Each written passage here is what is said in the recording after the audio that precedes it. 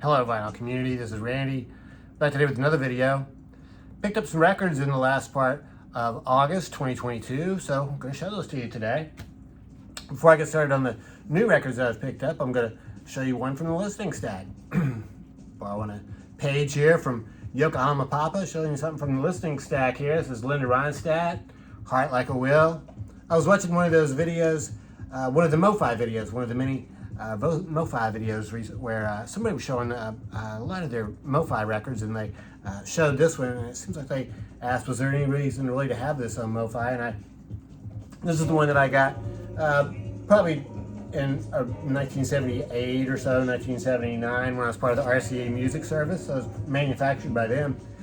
And yeah, I put it on. Wow, it just sounds fantastic. Really an awesome record. It could almost be like a time-tested record, except I probably don't play it often enough for it to really meet other criteria to be a time-tested record. But fantastic record. The hit songs on here were You're No Good and When Will I Be Loved.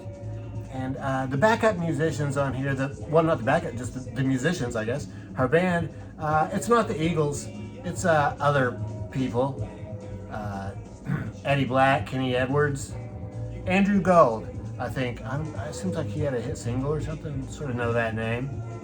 But other than that, Bob Warford, Sneaky Pete Kleinow, I think, gosh, it seems like he was in Flying Burrito Brothers maybe, or something like that. It has some really great songs though. Besides that, The Heart Like a Will is of course the title cut. It's just the best version of Willin'. Lowell George's Willin'.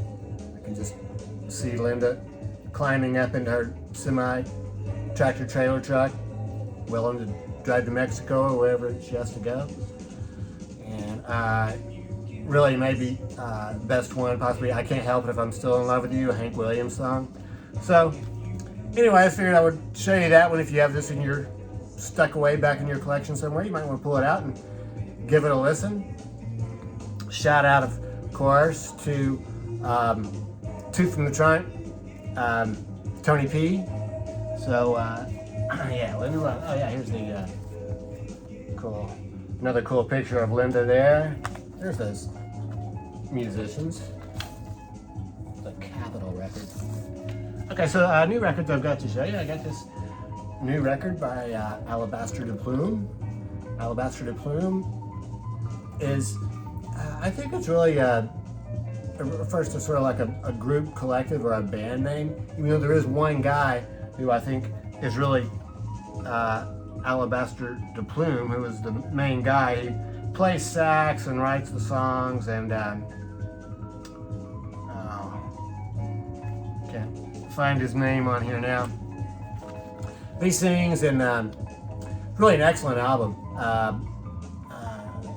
One thing I kind of don't like about it is that there's nothing. Here he is. And here's some information about it. But there's no track listing. I mean, I don't know, I guess maybe this would be the track listing, which this is a map to the inner gatefold, which shows how the record was recorded. There's a whole key to it. You could spend a while looking at this. So anyway, it's a very cool album cover. Back of it's even better, I think. Right upside down. Like that. So yeah, this is a really kind of indescribable music. It's on International Anthem Records. They come with that. They all come with that OB strip, and then that same inner sleeve there, and the label's fairly plain. So Gold is the name of the album, Alabaster DePlume, and it's really totally indescribable music, but saxophone in there is vocals. There's a really great song on this one called Don't Forget You're Precious. Fantastic song. So yeah, you might want to try streaming that one. I showed the first Alabaster DePlume record a couple years ago, and that came out in 2020. I think this one came out, to Cy and Lee Instrumentals Volume 1. Even though it's really not instrumentals, they're singing on this one too. So yeah, that one is really excellent. I picked up this George Duke, the best of the MPS years. This is a new release, I think, just came out, well, recently, I think within the past month or two. And it's on MPS Records. There's a gatefold with information. This record is kind of unusual. It's a gatefold.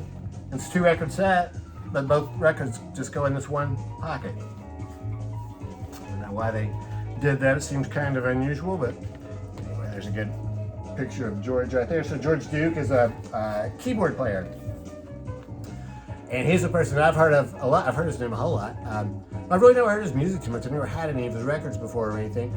So picked this one up, compilation album. And the MPS years were 72 to 75, it looks like. So there's the track listing. I really didn't know what to expect. It's a little bit more like light jazz than I thought it was going to be. I sort of knew his name the most from playing. I knew he played with Frank Zappa some, and Frank Zappa does play on one song on here, which can't remember which one it was now. But anyway, it was kind of unexpected to me. That's it sounds more like light jazz. It's got vocals and stuff he sings. So yeah, I'm going to listen to this one some more. This might turn out to be one that I really listen to quite a bit. That's sort of falls in that easy listening category too. Very, very good to listen to in the morning, with coffee or something like that. You know, not too stressful or demanding. Or be good to unwind with in the afternoon too. So, label looks like picture of George on there. It's kind of a purplish label. Got received in the mail volumes 5 and 6 of the Sub Pop Singles Club, volume 7. So the first one is the Shadracks. So they all these Sub Pop singles this year are coming with this sort of like it's not even a slipcase, it's this piece of paper with this on the other side. So then the record jacket is they fold out like this. It's not a gatefold, so another picture. So these are the Shadracks. This is a band from England, and they sound really cool. They sound very British. I would definitely know they were a British band, I think, if I heard the guy singing. And guitar, bass, and drums. Straight ahead rock and roll. Maybe sort of a post-punk sound. Side 2 is an instrumental song. So I guess maybe sort of a garage rock sound too. So really cool. Time Slips Away is the A side. The instrumental is Hollow and Uncertain. So yeah, they also come in a white paper sleeve inside this, and this one is on orange. Wow, really beautiful. Yeah.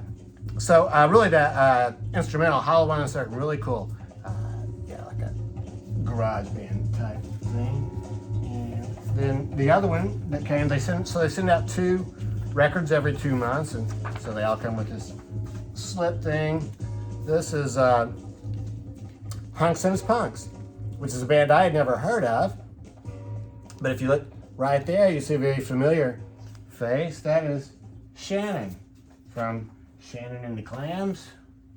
There's Shannon right there. So that was a record I got in 2020 or 2021.